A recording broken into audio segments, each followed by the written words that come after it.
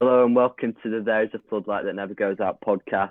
I'm Deputy Editor of onthepontien.com, Tom Wilkinson. Today I'm joined by Ed Marsh. Hello, I'm Ed, and I'm the editor of the Opinion Owl Sheffield Wednesday blog. And I'm Will, and I'm just happy to be here. Right then, lads. So the topic for today is our 23-man squad that we would take to the Euros if we were in Gareth Southgate's position. Yeah, so we're going to be naming our team from back to front. So should we start off with the goalkeepers? Yep. And we'll do this in sort of numerical order if you like. So who's our number one goalkeeper? So I'll go first. My number one is Nick Pope. Oh no! Yeah, go on, Ed. I've gone for Jordan Pickford. I think you've got to isolate his performances for England alone. 2 penalty shootout wins, 6 penalties this season. He's trusted. I think that's what we need. I mean, I agree with that, Ed. Well, but I think you almost have to look at, while obviously, like you say, his performances for England as a whole have been very solid, but those penalty shootout saves, we're going back to what was that, 2018, 2019 now? Yeah, 3 years ago. ago. Time. And I think in that time we've seen a massive improvement from Nick Pope at Burnley. Like I just think he is what England needs. Yeah, well, I've gone Dino. I've gone Dean Anderson. Yeah. I think Dino is really good, and almost like, I mean, he's probably not the best choice at the minute. From Nick Pope is probably the best English keeper there is at the minute. But if you embed him in now, in Qatar, you have like a properly established number one. And England need an established number one. Yeah, and I think another thing that England thrive off every tournament is this: if we're going to do well, it's sort of a very passionate squad, and like you say, Dino definitely brings that aspect, doesn't he? Like the relationship he makes with the fans at Sheffield United, etc. Yeah, definitely. My only issue with Dino is that he's had opportunities for Man United this season, and he hasn't exactly took them. And there's no denying what he did for Sheffield United. The 2 seasons he was there, it was painful obviously to watch how good he was there. But I feel if he took his chances at Man United this season a bit more, he'd 100% have been in the conversation. But he hasn't actually made my squad. Really? Yeah. Not made. It's not. That is Wednesday bias. No. That is outrageous. Let me explain myself. So let's go on to that then. So for my other 2 goalkeepers, I've got Jordan Pickford and Dino. Yeah, I've got Pope and Pickford. I've gone Pope, obviously, and then I've gone for Sam Johnston. Yeah, that's fair enough, to be fair. I think in a poor West Brom side, he's been a standout, really. 5 clean sheets this season. I think he's just he's something a bit different. A good distribution, from what I've seen of him. I just think, Dino. If we had this conversation this time last year, I would genuinely, not unbiased, would have put him probably number 1 jersey. But he just. I think the only thing I'd say about Dino is, I think this might be a bit off, but I think he has got something like 13 clean sheets in about 20 games for United this season. I know he plays in the cups, so that is a lot easier. That is probably still more than Pope and Pickford combined. Yeah. So I think he definitely makes the squad, but it's your opinion, mate. Yeah. While we're here. Right. Let's get on to our centre-back partnerships. So again, we'll do our number 1 choices first. So in the right centre-back position, I've got John Stones, obviously great form this season. I think he's a must-have in the team. And then to partner him, I have gone with Harry Maguire. Have we all gone for that, I'm guessing, by the sounds of agreement? Yeah, I have. Absolutely. I think Harry Maguire is... I don't want to use the word underrated, because he's not underrated. I would use the word underrated. I think his price tag follows him around way too much. Absolutely. People should just accept that he's a really good defender. Yeah. He's not worth 80 million, but he is a good defender. Yeah, absolutely. And partner along someone like John Stones, I think we've got a great centre-back partnership there, if I'm being honest with you. I think it's worth noting that we've done this on the proviso of a 4-2-3-1, 4-2-3, whatever we're going to call it, formation. which seems to be what Gareth has started to favour. Yeah. How many backup centre halves you boys got? I've got 2. Yeah, I've got 2 as well. I've got 2 as well. So I've got Michael Keane and Tyrone Mings as my backup centre backs for this tournament. Interesting. And I think Tyrone Mings at Aston Villa. I did have to toss up between him and Ezri Konsa, because I think Konsa's been left out of the picture when really he's had a very solid season at Aston Villa. But for me, I've got Konsa. Going into a tournament, I just thought a bit more experience with Mings, we'll take him. And I was Michael Keane at Everton, very strong season from him. Definitely, I think Mings also brings that left foot option. Yeah, but they've got 14 clean sheets this season. I think there's a time start of last season, wasn't there, where you got a lot of hate for being overrated and stuff, and how's got an England call up. But I think this season's been superb. I've got Mings, and then now I had 2 for the second centre back up, but I'm going to choose Kyle Walker from the basis that he just gives the option to switch to a back 3 mid-tournament, which isn't ideal. Yeah. But I think if you've got Maguire, Stones, Mings as a 3-way rotation, I think Walker just offers that versatility to go to a back 3 if possible.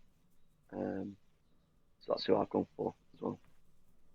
Yeah. My other option was Connor Cody, but I think Connor Cody's had a terrible season.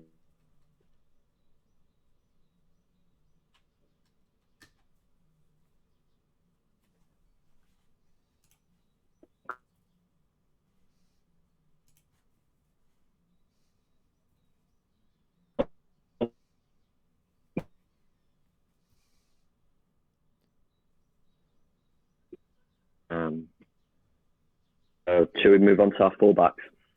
Yeah, should we go right hand side first? Yeah, sure.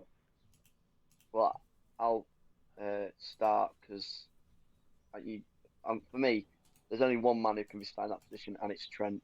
Unfortunately, It doesn't look like Gareth sees that. But genuinely, I truly believe that he is, perhaps after Joao Cancelo, the best right back in the world right now still. I know he hasn't had the greatest season, but none of that Liverpool squad has really, have they? And one bad season that is true. Doesn't define a player. The stats speak themselves. 69% tackle success, 79% pass success. The guy, he's a quality right back, and he has to start. The only thing I'd comment on with Trent is he plays in a 4-3-3 at Liverpool. His right winger and his right centre mid can always cover for him defensively. That's usually Milner and Mane. Yeah. However, with England in a 4-2-3-1, you're looking at Declan Rice, who doesn't really do a good job of covering fullbacks. He's good at doing it with centre halves, but not really with fullbacks. Also, the attacking midfielders for England are not exactly. I know Foden's a good pressing player, but the likes of Grealish, Maddison, these aren't players who get back. But you do make a good point. One bad season doesn't define a player. And we've seen plenty of times players have a bad season and then go into a Euros or a World Cup and have a stormer. Definitely. Who's your other right back? Yeah. Oh, my other one is Kieran Trippier. He's got that relationship with Southgate. 6 assists and 18 in La Liga. I know he's had the ban for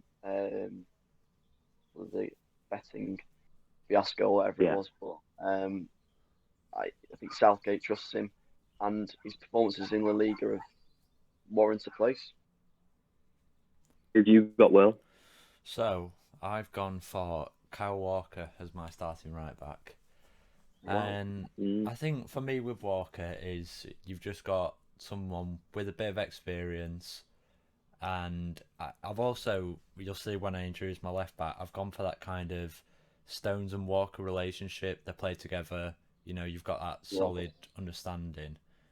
And then as my sort of replacement right back, I've actually gone with Reece James, because I think for me, he's had a pretty solid season, nothing amazing, but I just think he's a great young talent.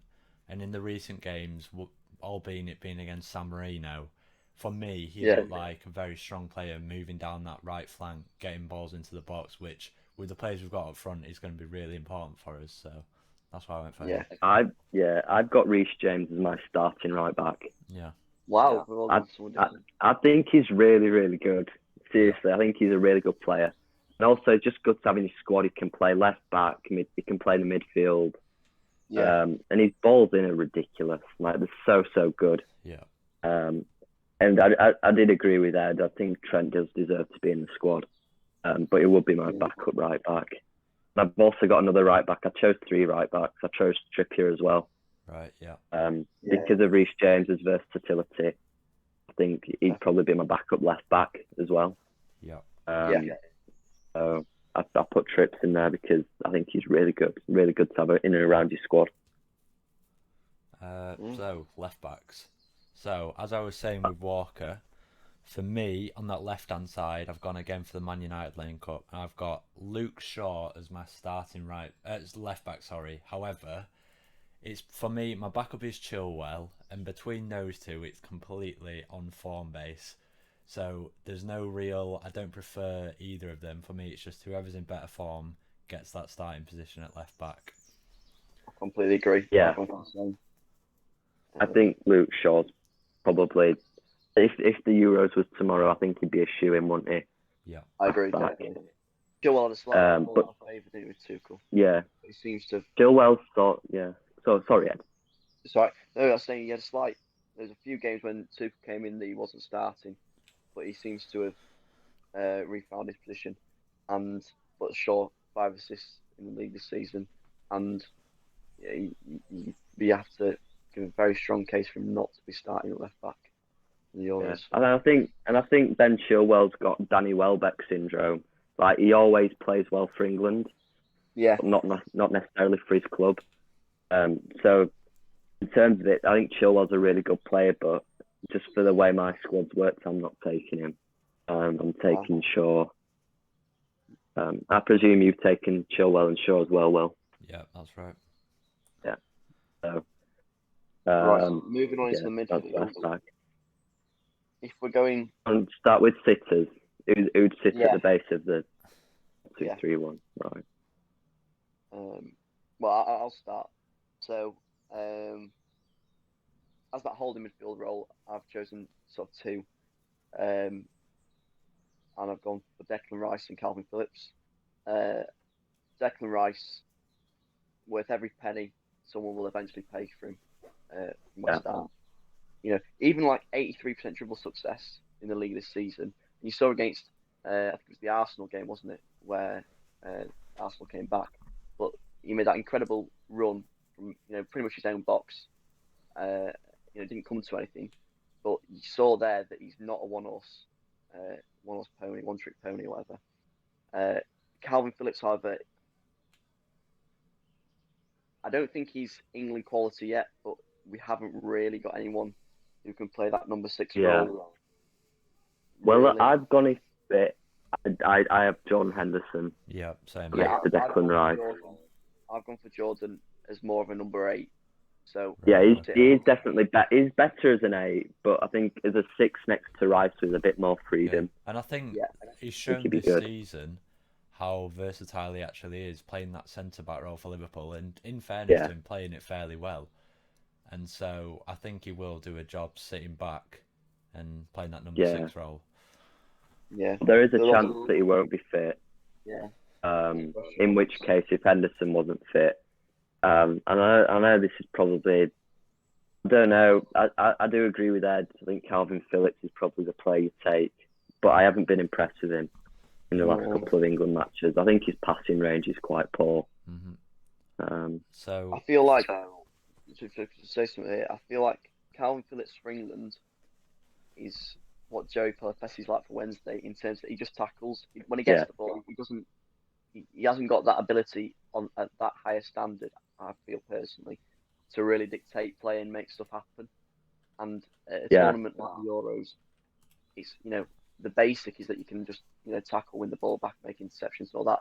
It's then what can you do when you get the ball? I don't think he's quite there, but simply for numbers, I think he has to go.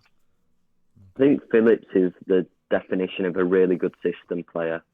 In Bielsa's system, he's out of this world. Yeah. If you put him in other systems, I don't think he's as good. But then again, you can't ignore that form.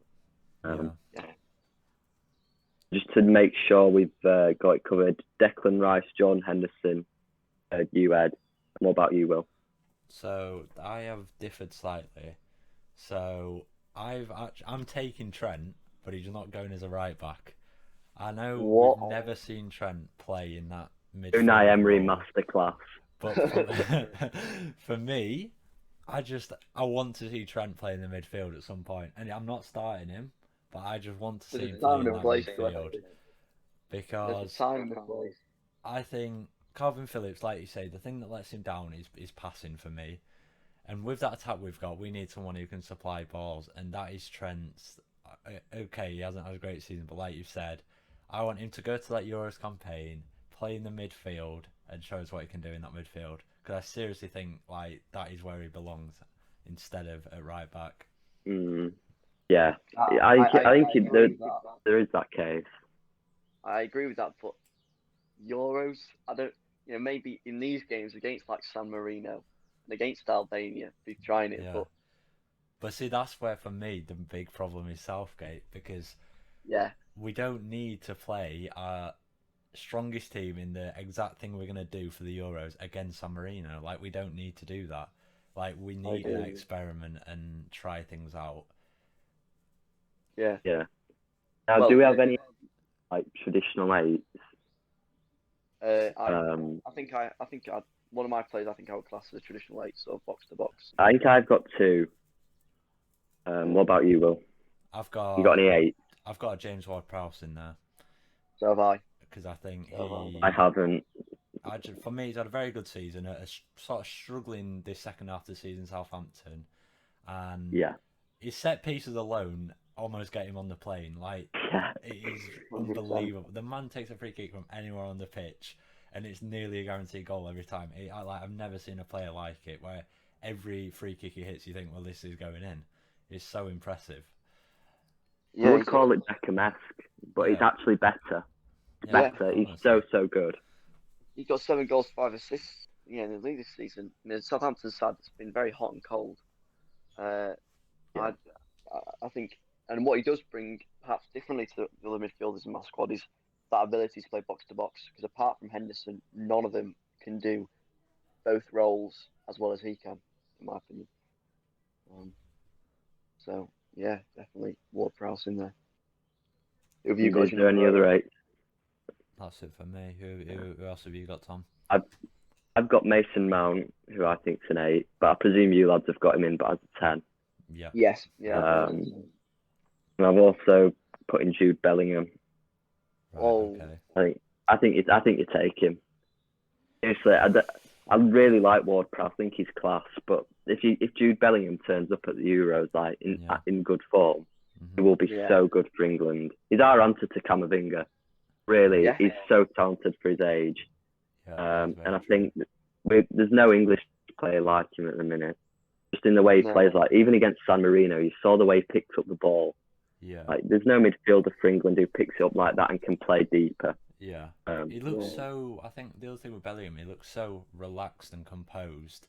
To say he's 17 years of age, making his England debut, given it's against San Marino, anyone's going to be nervous, aren't they?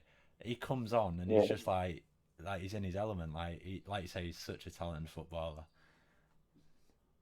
Definitely. My only sort of query would be: is it too soon? Sort of too young? Yeah, too soon. That's what I put it down to as well. It was a hard decision to leave him out, but for me, he's just not quite there yet, and you don't want to rush him into something. You don't want to go off Theo Walcott on him, do you? No. I also feel the Euros, you want someone you can bring off the bench who is going to be used to that environment. I'm not saying Jude isn't, because obviously, but you've got to remember his time in the Bundesliga has mostly been behind closed doors. So that idea of he's been at Birmingham obviously beforehand, which, it's an okay atmosphere at Birmingham. It's nothing that special. So it's shite, mate. You don't have to sugarcoat it. People always bang on about Birmingham being top 3 fans in the league. They're not. Yeah, they've got numbers, but no, it's Tracksuits from Matalan, Birmingham fans. Tracksuits from Matalan. What a night. So I'm just glad we've got past the 8s and 6s without Eric Dyer sneaking his way on the plane. Oh my word! If Gareth Southgate takes him to the Euros, that's done for me. Like, he deserves no place in that England team whatsoever.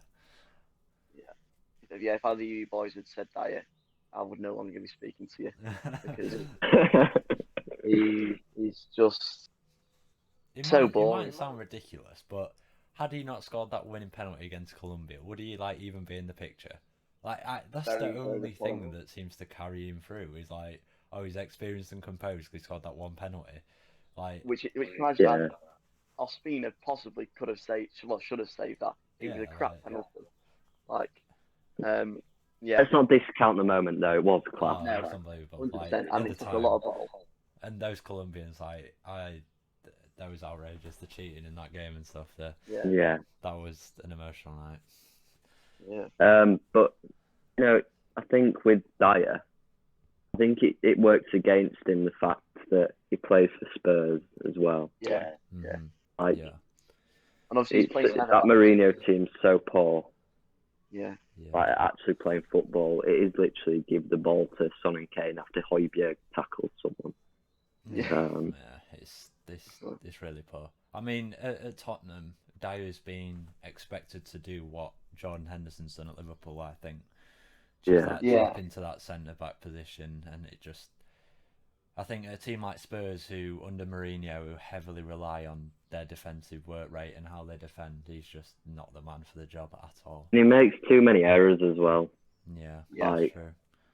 I completely agree. Right, so number 10 / who would play on the outside of the 4-2-3-1, but still sort of a midfielder. It's basically the Phil Foden and Jack Grealish category. Well, I've gone for my midfield. I've got 2 number 10s, one of which is Mason Mount, and then I've got one other person. It isn't Grealish because I've included Grealish more into the wide man conversation, which I've put in some forwards. Right. Yeah. So I've gone for Phil Foden.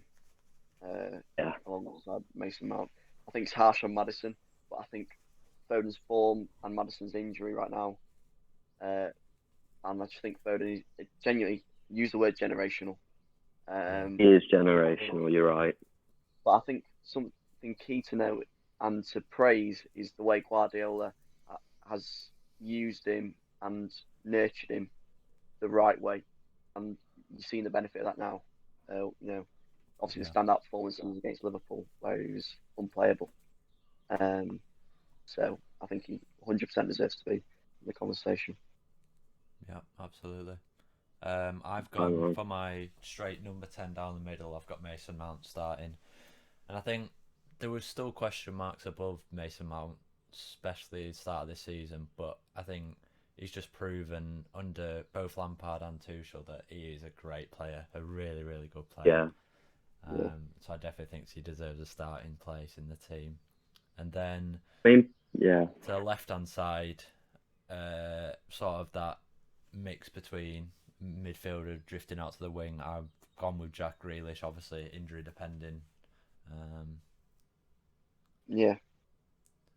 I feel like Mount also sort of in the whole Mount Grealish conversation, it was unfair on Mount, and it's almost, if you take Mount away from Grealish, he is an exceptional player. And Grealish, I think now, is a completely different player to Mount.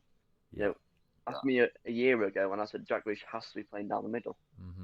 But now, no, he's a wide man. Well, like you said, Tom, Mason Mount has always become that you can play him as a number 8 now. He's just not really in the same picture, I don't think.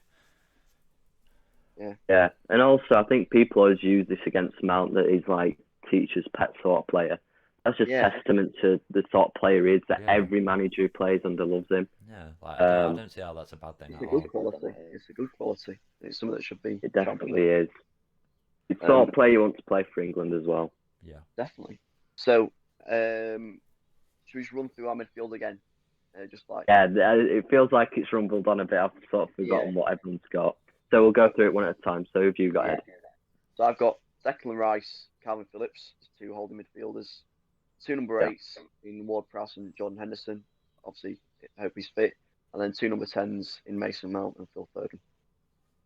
Yeah, good stuff. And Will?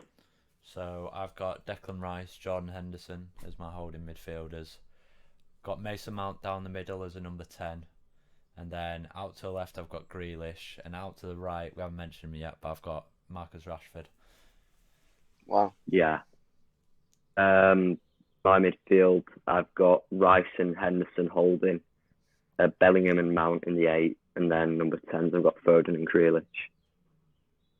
So just, do you want to pick up on Rashford, just why you've put him in the midfield? Yeah, absolutely. And for me, it's that we are going to be playing, I would imagine, getting the fullbacks forward.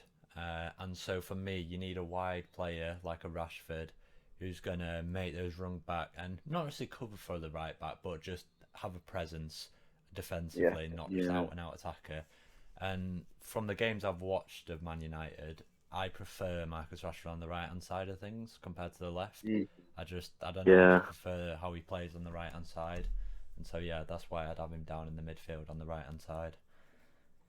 I just think Rashford has to be fully fit to be that sort of player.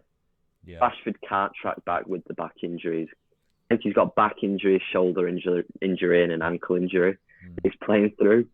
I think you play him on the left for England because Luke Shaw knows how you play with Rashford. Yeah. But he's in my attack anyway. But yeah, fair enough if he's in your midfield. So let's probably go on to the most enthralling category, if you can call it that. Attackers. Who we got? Which side do you want to start on, left or the right? Should we start on the right? Sort of just yeah. I'll say right because I agree with Will in terms of Marcus Rashford starting on that right hand side.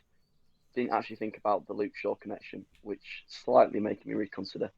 But 9 goals, 7 assists this season in the league.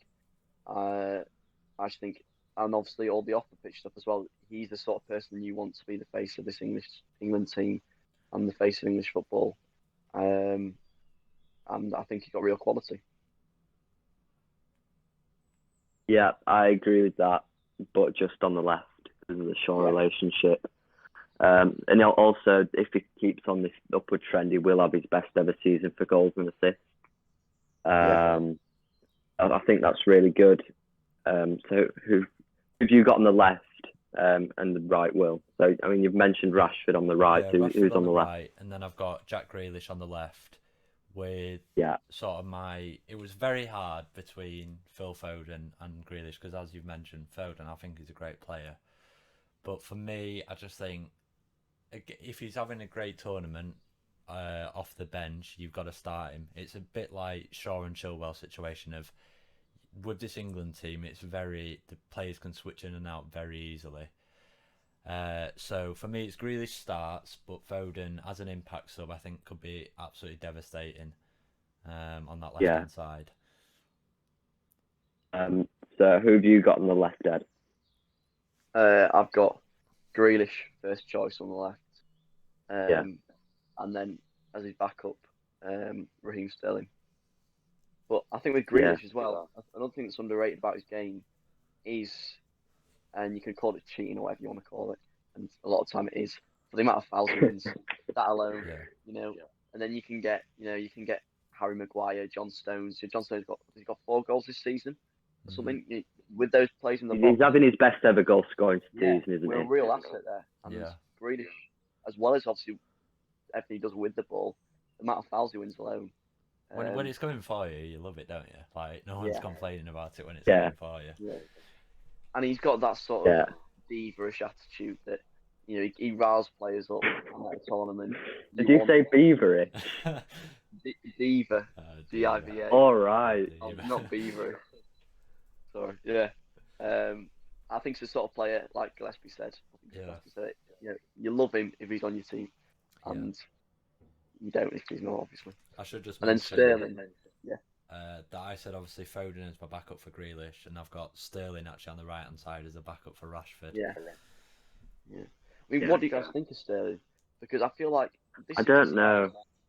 Yeah, we've seen them be so good this season, and still Sterling, he's not any of the headlines really. He's got 9 goals and 5 assists. I think in that City side they've been really impressive, and Sterling hasn't been the man that's kind of in the past he's been the man, assist goals galore.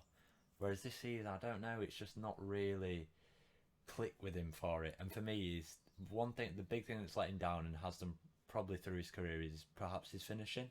Could we agree on that? 100%. I think he scores some great goals, don't get me wrong, but I think he's just not quite clinical enough and not having the best of seasons. And I think the competition in that attacking bracket for England is ridiculous. And so if you're just having a slightly off season, you lose your place. He could have had a hat-trick in the first 20 minutes against San Marino. Yeah. And as it came about, he only scored 1 goal, and that was off a defender, knocking it in his own net. So as my starting wingers, I've got Rashford on the left, Sancho on the right. Obviously, Grealish is my 10. I'm not going to leave Grealish out. Yeah. And I've got Foden as my backup right, but he's in the midfield. And I know he's probably not going to be fit for the Euros, but if he's fit, I really want to take him. I'm taking Harvey Barnes. Right. Okay. Yeah. Yeah. And he's going to be sort of backup left, and obviously Sterling as well. I think Harvey Barnes is class. Jadon Sancho. For me, Sancho hasn't made it on the plane, but that is disgusting behaviour. He has for me. He's my backup choice, and he's coming to form like Will. You know what I mean? He's really I'll be honest. I think what it is for me is I just haven't seen enough of him play, and that's partly down to me. I just haven't watched much of him in the Bundesliga, and so based off our own squad. So. But yeah, Harvey Barnes, very good shout. I left him out due to his injury more than anything. Yeah, I think a fully fit Harvey Barnes probably does make that team, definitely.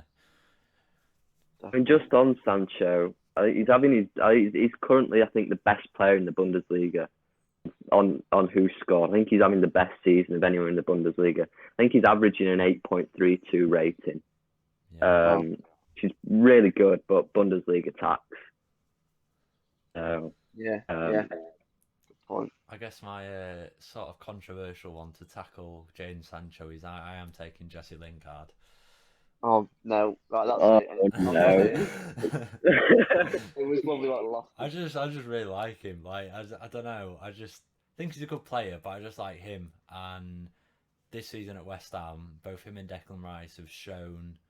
Well, West Ham tackling at the top of the table, like for me, and he has been a massive part in that. Him and Declan Rice, and that sort of ultimate defence that David Moyes has built up. I think. Yeah. I just watch Jesse Lingard. I'm always impressed. I think he's got a really good footballing brain. He sees things that other players perhaps don't, and I did put him in the team. It's probably one of them eye test things. Like, as much as I like Sancho statistically, sometimes I will watch him, and I'm not exactly enamoured by the way he plays. Like, he's a very simple player in the sense that all the basics he's unbelievable at. Whereas Lingard's a bit more maverick. Yeah.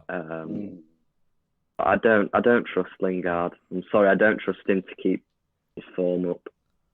I think he will dip. I think the thing with Lingard is he only went to West Ham obviously in January, and he has been very good, yes, but he's not like what Tom's saying. He's not like over a sustained period really shown. If we were having this conversation, 4 months ago, or whatever, you'd be laughed out of the Discord, mate. Well, that's very true. I think it's come a year too early almost for Lingard from that point of view. If he continues this over end of this season, and obviously into next season, 100%. But right now, I don't think he's quite justified a place. How old is he now? I know it's an old trope with Lingard. You laugh at how old he is. Yeah. Is he 28? He's 28. I'll double check that right now. He's 28. 28. He's 29 in December. Yeah, and he's only played 7 matches in the Premier League for West Ham. He's got 5 goals, 2 assists, yes, but we're going off the back of 7 Premier League games here. Is it too early? I think so. Yeah. I think it's probably too early, but it is a shout. I mean, I'm not going to completely knock it. Like, he's playing really well at the minute. Yeah. Number 9. I mean, I think it's going to be a ubiquitous decision. Everyone's got the skipper. Yeah. And it's the number 9. Yeah. He's unbelievable, is Harry Kane, isn't he? He's just ridiculous. He's best striker in the world after Lewandowski. 100%. I like to perform how he did, to say he plays at Tottenham, and this is no shade on Tottenham, to still perform how he does is absolutely ridiculous. Like, and especially this season, we've seen that other side to his game, which is this kind of almost number 10, like spraying balls all over the place, like 13 assists. Yeah, like it's ridiculous. Like, he is. I'm sure he's a must-have in everyone's team. Like, I don't think anyone will disagree with that. I feel like this season, especially, sort of incorporated what Bobby Firmino was doing a few seasons ago in terms of being that link between midfield attack, but then still getting on the end of the crosses or whatever and scoring goals. Yeah. He's just so complete. It's unreal. Yeah, great, really good player. Obviously, we've all gone for Kane, I'm assuming. Yeah. So I'd imagine we've all gone for the same backup number 9 as well. Yeah. But jury's out, so what are we saying? Mr. I've gone DCL. Yeah, DCL, Dominic Calvert-Lewin. See, I've gone for Jordan Rhodes here. No, of course, he's Scottish. He's Scottish, man. Well, I know he's representing Scotland, but love how I said he's Scottish, not the fact that he's just shit. Like, yeah. The way he is, he's Scottish, mate. He's not allowed to play. I think he's got 2 against you, so let's not knock him. No. Here we go. You can't go for anyone but Calvert-Lewin. Yeah, he's been brilliant. So, based off that, none of us are making room for Bamford, Watkins. Are they just not in the conversation? Just think Bamford, like similar to Calvin Phillips, the fact that he's a really, really good system player. Yeah. But there's not as much depth in defensive midfield as there is up front. Yeah. So I just can't justify putting him in the squad. And for me, Bamford with Watkins. Sorry, go on. But I'm just sort of haunted by the Bamford we saw in the Championship. I don't know. I completely understand he's having a great season, but I still just seem to think like it's just going to stop, and because I just Patrick Bamford, isn't it? That can't be the same Patrick Bamford that was playing in the Championship. Like, it's impressive in a way. Like, fair enough to him, but like you say, I don't think when it's in the conversation of Harry Kane, etc., it's just nowhere near. I think the other thing maybe with DCL, Dominic Calvert-Lewin, is that he is sort of similar to Kane in the respect that with the aerial ability, finishing ability. I guess the only difference is he hasn't registered a league assist this season. So when it comes to that side of the game, Kane is far superior. I think that's true. But you look at the players we've got behind him, he doesn't need to really in a way, does he? Like, we just want a man. And am I right in saying that nearly every single one of his goals come inside the 6-yard area this season? Every single one, yeah. That's a crazy stat, but when you've got the players like Grealish, Mount, etc., you want a man who's just going to be in that 6-yard box finishing stuff. If the worst happen and Kane gets an injury or whatever. Yeah, although in all of his goals, penalty box, and he's scored 6 headers, and whereas Kane, he has to do that role for Spurs, and Calvert-Lewin sort of has to do that role for Everton because, like you said, the quality behind him isn't the same as what they'll have in this England squad. Yeah. But now there's a couple of players I want to talk about who not in my squad. I know they're not in your squad, but Mason Greenwood is one of them, and Callum Hudson-Odoi is the other one. Yeah. What are your thoughts on them two? Because personally, I think Greenwood would be a good option. Yeah. If Calvert-Lewin picked up an injury, I think Greenwood would be a really good option. Yeah, I can see that. His finishing is like very good, isn't it? Like, very, very good finisher. Arguably one of the best at Man United, really, based off finishing alone. Yeah. I feel I can see that. I feel like Greenwood just hasn't kicked on. I don't know though, like where he's been in periods of the season where he thought, wow, he really is a real deal. But I just don't think it's like Hudson-Odoi, flashes of brilliance, but then periods of just obscurity, really. You know what I mean? Just average performances. Yeah. For me, with I mean, Adoree, I don't yeah. know where do you play him? Like he's No. so. Yeah. While I get it, it's good to be versatile. I almost don't know where I would play him if I brought him into that team. Yeah, hinders him in this setting, I think, his versatility. Yeah. Yeah. Well, I just wanted to touch on him because I do think Greenwood was sort of in the same category as Foden at the start of this season. Yeah. And now we're looking at it and we're going, Foden's the real deal. I'm not saying Greenwood isn't.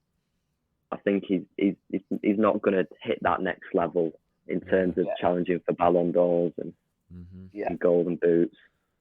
Yeah. I do think the thing with Greenwood is sometimes he gets a little unfair stick. And I think the same with Martial at Manchester United. I think Marcus Rashford, don't get me wrong, I think he's a great player, but he can have a shocking game and yet he still won't get the criticism that a Martial would get. I just think at Man United there's kind of this stigma around Martial, Greenwood, that they're just not quite Rashford, and yet that's not always true. Yeah. No, I get Martial. Yeah, Martial, in terms of players who've dropped off this season, I know it's nothing to do with England, but it's ridiculous how far he's dropped off. Definitely that. You sort of still think that he can do something really big in the game, but then you watch him, you think, no, basically. Yeah. He just doesn't do anything. Attention. One player I'd sell him. Yeah. One player I was going to bring up is Danny Ings. And fair. Based off last campaign, he'd probably in with a very good shout at that number 2 spot at the striker, wouldn't he? But this season, he just not quite got hindered by injury, not quite got going, and yet the latest talk is that Man City might want to sign him. So I think the problem with Ings is his injuries. Yeah. You know what I mean? It's, like I said, hampering this season. And I just think for reliability, and he just doesn't quite reach the mark. But like you said, I think this time last season, 100%. But Calvert-Lewin this season's really took his chances. One thing I would like to just touch upon is obviously this isn't going to change between now and the Euros unless there's some scandal or something. But do you think Gareth Southgate's the right man for England? This is a really good question. Very question. To sort of paraphrase Noel Gallagher at the start of Supersonic documentary, it deserves a big answer. What are your thoughts on it, Ed? Just seems as though you brought it up first. The simple answer is no, he isn't the right man, and I would suggest, and I can't believe I'm saying this, his replacement to be Chris Wilder. No. Yeah. Look, Brexit Wilder. It might be Brexit Wilder, but we don't play Brexit football. I've seen how he galvanised the city of Sheffield, well, one half of it, and how, and his teams play really good football when they've got his players at disposal. They play quality football. It's attractive to look at, and they've got a DNA. And I don't look at Southgate's sides and think, yeah, I know what I know what to expect. All that knows what to expect. In a bit there already. Yeah. I agree. He does play attractive football, and it certainly has a DNA. However, is that style of football what you want to associate with this England squad? For me, it's not. I don't think that play style will suit this England squad we currently have, and that's just my opinion. But but I just don't think a 5-back suits us. Yeah, but the thing with Wilder, I get that. But I just feel we have too many attacking options. You look at the reserve defenders we have compared to the reserve attackers, and that attacking side of our team is just, for me, so much stronger, and you've got to use that. Yeah, I think you maybe got to maybe the issue is we need to separate Wilder from that 5-2-1-2 formation, because that hasn't been the formations used, and it's more Wilder the man and what he can get out of players in a short amount of time. Yeah. He's a real man manager, and that's the sort of characteristics I feel we need. But as I look at Southgate, I think you're a really nice guy, obviously, but if you're in a change room, is he really going to give the hairdryer treatment when you need it? Yeah. I don't think he is. Yeah. Well, I'll tell you what. I've just gone on to the bookies sites, and I'll read the list for the next England manager odds, the kind of odds-on favourites if Southgate were to leave. And the current bookies odds-on favourite is in fact Dean Smith. No. Dean Smith? Dean Smith England. is 5-1 to be the next England manager. That relies on, not that he's a one-man manager, because obviously he's a good manager. I wouldn't want Dean Smith in charge of England. He relies on Grealish way too much. Then you've got Eddie Howe at 7-1. Now he's an interesting one, Eddie Howe, because I feel like he's obviously had that a fairly prolonged period away from the game, and I feel like his stock's just dramatically fallen. Yeah, it's the money he spent and what he got from it. The money he spent at Bournemouth is astronomical when you actually look at the figures. And the team that he the team that Jason Tindall inherited from Howe is terrible, really, in the Championship, for how much it cost. Yeah, but I would argue that team should be walking the league. Is that a reflection of Jason Tindall? But the thing with Howe is everyone else talks about this Burnley spell, and it's a very valid point. And is Eddie Howe the definition of a one-man club? I guess we'll find out when he inevitably goes somewhere. Yeah. But I think you can't underestimate what he did for Bournemouth. But it's a weird. No, you can't. And then forgotten almost. You've got at 12-1. You've got both Frank Lampard and Steven Gerrard. Alan Kirbishley there. I bet Curbs is in that list at about 60-1. Eddie Howe is the modern day Alan Kirbishley. I guess the pick of the bunch is at 20-1. You've got Arsene Wenger. That would be the three. Yeah. And what are your thoughts on Nick Gillespie? For me, it's such a difficult question, and for me, this Euros campaign is absolutely massive for the future of Gareth Southgate, because I think if he makes us perform, and for me, I think being ruthless, for me, a good performance in this Euros is at the very least semi-finals, at the very least. Yeah, it is. You look at this team we've got together, and we've been fed up at the years of having this great team and just doing nothing. So for me, semi-finals is a must with this team we've got. My only thing is, for me, finals is what you need to get to final.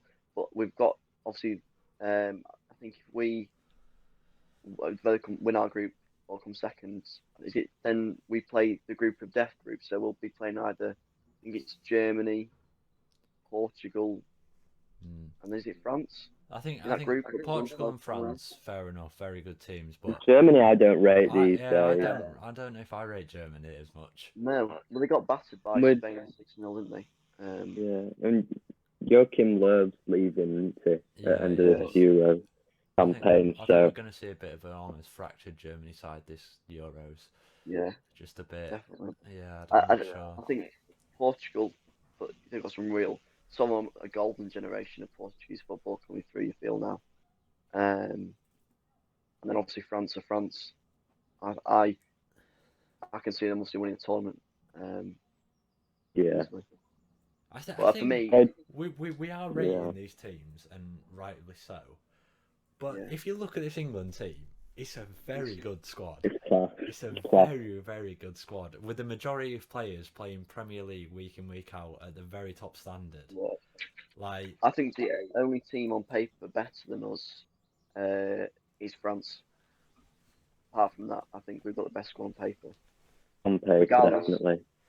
Yeah, regardless of, we obviously have all picked up the squads, but you could choose any of the players we've mentioned, and it would still be an incredible squad. So just to finally answer the Southgate question is, I think the Spanish press and the French press, when they look at England, do you think they go, "Oh, Southgate is a really tactically astute gaffer," or do you think they go, "Well, he's come through the FA system"? And honestly, I think England can do better than Southgate. And for that reason, I'm in agreement with that. He's not the man for the job for me. Yeah. Who would be your ideal replacement, or are you not really sure? You might laugh at this, but I think Daniel Farker. Wow. I mean, I know it's a bit out there. But you've got to think, what manager would be happy leaving his club for international football? And people who say, "Oh, Graham Potter probably is going to get a better job than Brighton in the next year or so." yeah. So he's probably not going to go into international football. Whereas I think Farker's really well suited to it. And if England have the players to play good pressing football, so yeah, I think Farker. I know it's never going to happen. The FA won't look at him. No. Well, like if he was an option, I completely that. If he got that England side playing how that Norwich side do, we'd be in luck, I think. Oh, we'd be finally probably. AD Boothroyd. Oh, How is he? that man still employed? It's shocking, genuinely. Did he get sacked? Was it Northampton when they were bottom of League Two? And Bottom of League Two. In 2013 as well. Yeah, he's wormed his way into being the man solely responsible for our golden generation coming through. You look at under 21 squad. Is under 21s the coach or under 23s? Under 21.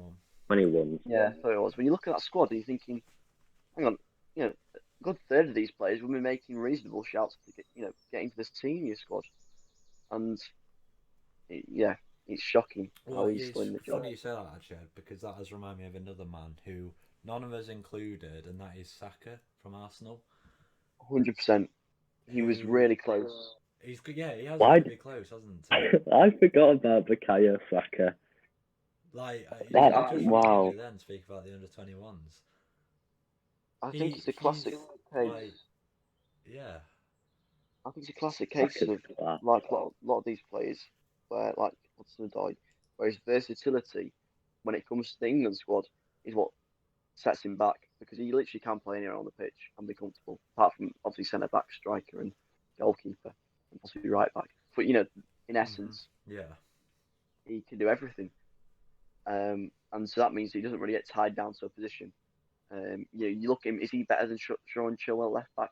I'm not sure. No. Is he better on the wing than, say, Grealish or Rashford? For me, if he goes, he's a winger. I wouldn't take. I agree with that. For me, if he's going, he's going as a winger. I agree. Yeah. It annoys me when ITV talk about him as a left back. Yeah. I think if we were playing as a back five, though, I would have included him. Probably for Chilwell, because I think he suits that left wing back role quite well. But yeah. Well, what we've basically think we probably. There's way too many options, and it's so hard to call. And Southgate is going to have a job on, because really, if he don't perform, he's going to get the finger pointed at him. Yeah. Rightly so. Yeah. So here we go. Episode 1. There's a floodlight that never goes out. Complete. Just to round it off, we go through our squads in full. So start with Ed. So I've got the goalkeepers, Pickford, Pope, Johnston, in that order. Defenders, 2/3 right backs, depending on how you play Kyle Walker, but Trent, Kieran Trippier, Kyle Walker. Centre backs, Harry Maguire, John Stones, Tyrone Mings. 2 left backs in Shaw and Chilwell. In the midfield, 2 number 8s in Declan Rice, Calvin Phillips. 2 number 6s, then number 8s, Ward Prowse, Henderson, and number 10s, Mount and Foden. On the left, Grealish and Sterling. On the right, Rashford and Sancho, although they can all interchange, I guess. And then up front, Kane and Calvert-Lewin. Yeah. Will? So, obviously, Pope, Pickford, Henderson as my 3 goalkeepers. Maguire and Stones starting with Michael Keane and Tyrone Mings as their backup. I've got Luke Shaw and Chilwell for the left backs. Kyle Walker and Reece James at right back. My holding midfielders, I've got Declan Rice and Henderson, backed up by Ward Prowse and that man Trent Alexander-Arnold. Number 10, Mason Mount, with a backup of Jesse Lingard. On the left, Grealish and Foden. On the right, Rashford, Sterling, and up front, Harry Kane and DCL. Yeah, and my goalkeepers are Henderson, Pope, Pickford. Defenders of Reece James, Trent Alexander-Arnold, Kyle Walker, Luke Shaw, John Stones, Harry Maguire, Ezri Konsa and Tyrone Mings. Midfielders of Rice, Henderson, Mount, Foden, Grealish and Bellingham. And an attack of Rashford, Kane, Sancho, Sterling, Calvert-Lewin and Harvey Barnes. Thank you for listening. Do follow us on Twitter. Our is at Floodlight Pod. Subscribe to us on YouTube, where our name is our title. There's a Floodlight That Never Goes Out podcast. And we're also on SoundCloud. So this may be how you're listening. Drop us a follow on there too. Thank you for listening. Bye. Cheers, guys.